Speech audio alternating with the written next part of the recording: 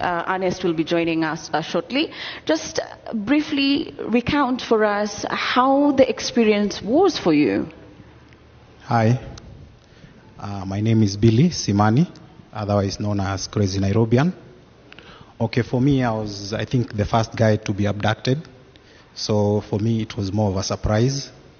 We had just come from a successful Thursday maandamano. So on Friday, I was still asleep throughout the day. I just woke up constantly to tweet and go back to sleep. So at 3 p.m., I think it was on 21st June, I had a knock on the door.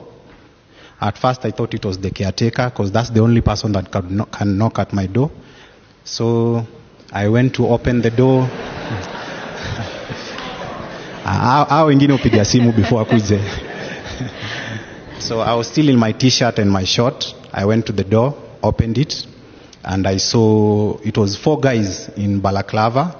The 5th one was a lady because she had on a face mask. And the first question they asked me was, Billy? And out of shock, I answered, yes. Na hiyo time yote wameshikilia mlango. So they all rushed in. The first guy ran to the balcony. I think they thought that maybe I would escape. Mm-hmm. Then the second one went to the bedroom. And then the third one, it was this huge guy. He told me to face the wall. Alafu, they told me to sit down. And the next thing I know, I was being slapped with brand new wrist bracelets, yani pingu nyuma. Alafu, the other guy went from my laptop and my phone, and then they started interrogating me. First, they asked me to open my phone. They wanted me to unlock my phone, but I refused. And then the whole time I was asking, nimefanya nini? Nataka nijue nimefanya nini? And they silenced me with a few rounds of claps, all of them. Oh, wow. And so nika realize this is not usual, because first of all, I was just tweeting normally. I hadn't done anything wrong. And then the other guy went for my t-shirt, the maandamano t-shirt, it was on my chair. I thought maybe they were taking evidence, but they wanted to use the t-shirt to cover me up. So the whole time I was pleading with them to at least let me put on some pair of trousers, but they refused. And then they asked me the last time, tufungulie simu tafadhali. And I told them, mimi mniambie kwanza mnanishikia nini ndio nijue. They silenced me once again with a few rounds of clap, all of them. And you know, I live on the 7th floor. And that's the first time ever since I moved into that building that nimeiteremka stairs na I think it was a few seconds, because they were too quick. I couldn't see because walikuwa wameni cover up. The next thing I know, I'm being sandwiched in the back of a car. Mm-hmm. I think there was one guy on my right, the other one on my left. And then we drove around for like 2 hours. So me, in my mind, I knew that I'm being taken out of Nairobi somewhere. And I knew this was it, because first of all, they didn't introduce themselves. Second of all, I've been blindfolded. So the next thing I knew, story yangu imeisha hivyo. So we drove around for like 2 hours. Then they started whispering. And then one of them was asking for directions from someone on the phone. And then they sent him the pin. And then the next thing I know, I'm pulling up to, I don't know, one of them, they stopped the car, they came out, and then one of them was like, ni hapa?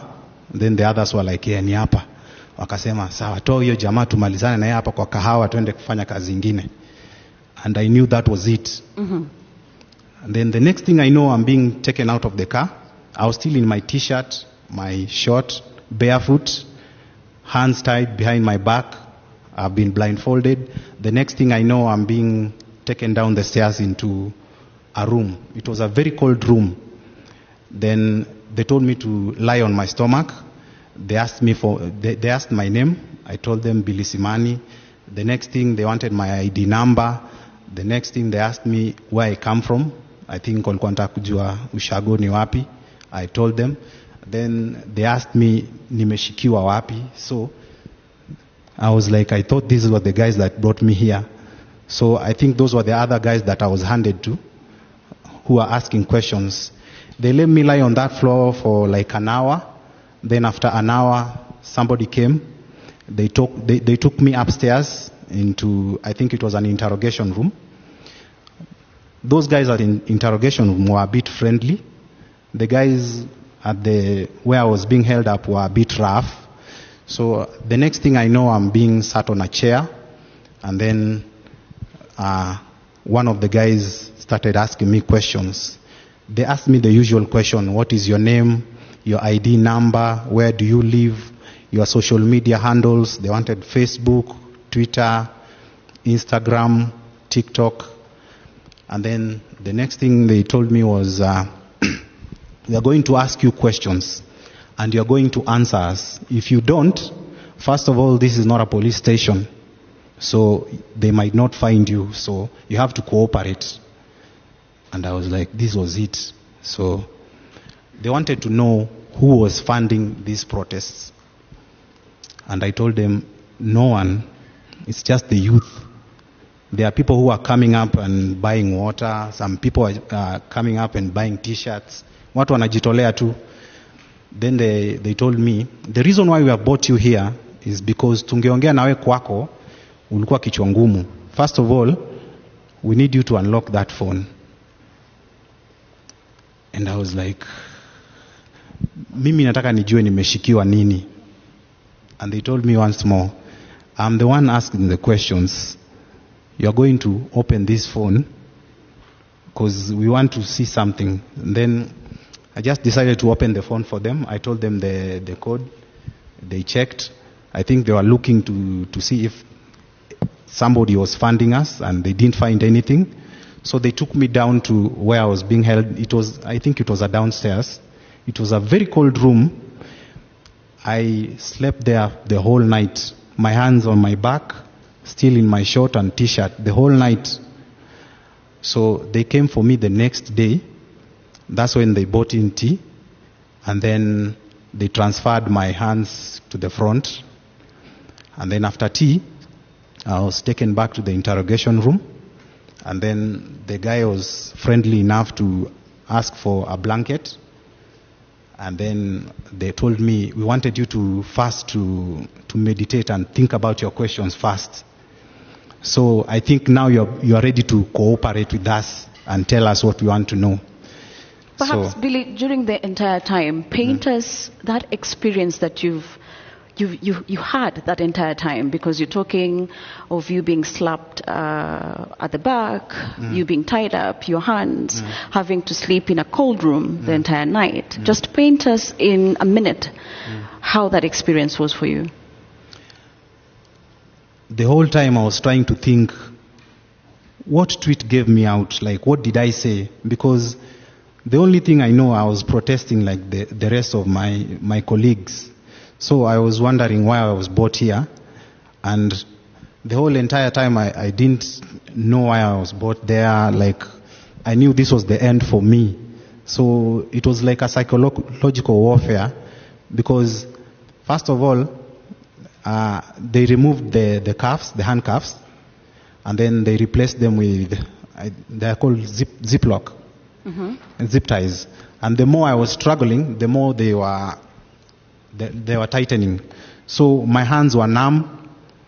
I couldn't sleep the entire time. I was trying to like listen and know where I was, but there was no sound, no nothing. I didn't know if there was anybody in the room. So I wasn't even sure if I was in a police station or what. But I later realized the following day when they transferred the hands to the front, when I had the chance and lifted my blinds, I was in a toilet. I was actually in a toilet. It's a very small toilet. And that's where I was held the whole night. And then they would occasionally come. And when they came, they announced that they are coming, so I had to face the wall. Then they tightened the blindfolds again. They take me to the interrogation room. I think by that time, people had made enough noise on social media. I was all over, I was in the news, and they were tense at that fast, and they were telling me, your friends think that we have killed you. They are making noise all over. So we are not here to kill you. We are just trying to keep the country at peace. And they told me on Thursday, the day before they arrested me, the protest was so huge, and then goons came in at around, I think, 6, 7, and they started burning a few matatus. They started destroying properties. So in their mind, they thought that maybe we were sponsored by either a politician or someone. So they wanted to know who was this that was sponsoring the protest. And that's when I explained to them that ours is a peaceful protest. That's why we have even printed T-shirts, and we have given out a memo that anybody who is going to appear in the protests, they wakuje kama wamevaa black, so that we identify each other. And then they wanted to know how we were going to ensure that the protest was peaceful. And that's why I told them to go and look at my tweets. We had previously said that everybody should use their smartphone. If you see anybody vandalizing anything, take a picture, post it, so that when they try to pin the distraction on us, we at least have evidence. So they went through my tweets and they saw everything that we are telling people. We had even posted how people were supposed to conduct themselves during the peaceful protest. And I think that was